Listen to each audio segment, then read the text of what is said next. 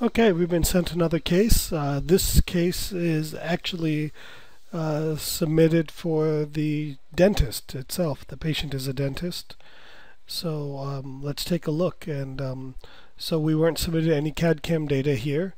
So I'm making the assumption that we will either freehand this or capture the CAD/CAM data at another point in time.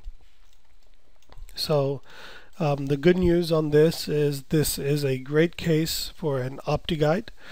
There are no restorations of the mouth other than this small one here, so we would get great CEREC integration. So we would just need CEREC data from basically the front half of tooth number 32, it looks like here, through about the premolars would be more than adequate. I would go ahead and get to the molars in that case, and that would provide us enough data to fabricate a nice fitting OptiGuide. So let's kind of move forward here. So in this particular case, if we take a look, my big thing that I see in terms of the planning perspective is our implant is planned definitely not parallel to the occlusal surface, even though in the axial view it looks like it's well centered in between the adjacent teeth. It's technically not in the most ideal position. So what I would do for that is I would go ahead and tilt the implant, and here we can see now we're starting to get a more level with the occlusal plane, but in doing that we move the implant quite a bit to the distal, so you need to go ahead and move it here mesially, and this will give us a better position in the sense of occlusal stability and getting us on plane and being centered. The only other thing I would do here now is I would go ahead and tilt this a hair to the lingual, as I know that posterior implants, posterior molars, lower posterior molars should be tilted into the lingual a little bit. So from that, now, the other thing I would also make comment to is when we have this wide of a ridge, I would go ahead and try to go to a larger size implant.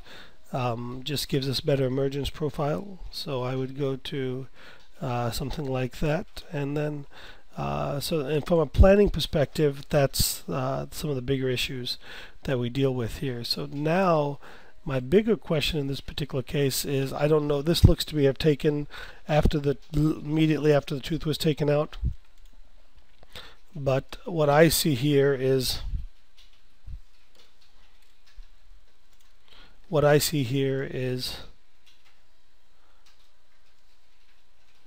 the extraction site, and I see my bone height. So now the question at this stage, and it's too early to tell, is how is that bone going to heal? If it heals like this, then our implant plan that we have may not work for us. So in other words, if it heals back like this, our plan may work, or if it heals more like this, then we're not in the right spot. So basically at this stage of the game, we're too early to have to be planning the implant based on the data we have here. Now if we go retrospectively, I could ask if this case could have been done immediately. And based on what we have here, there's a good chance that we could have done this case as an immediate placement. Again, I don't know the situation of the pre-op tooth or what was going on with the buccal plate, but from a perspective of stability, I think certainly we could have gained stability.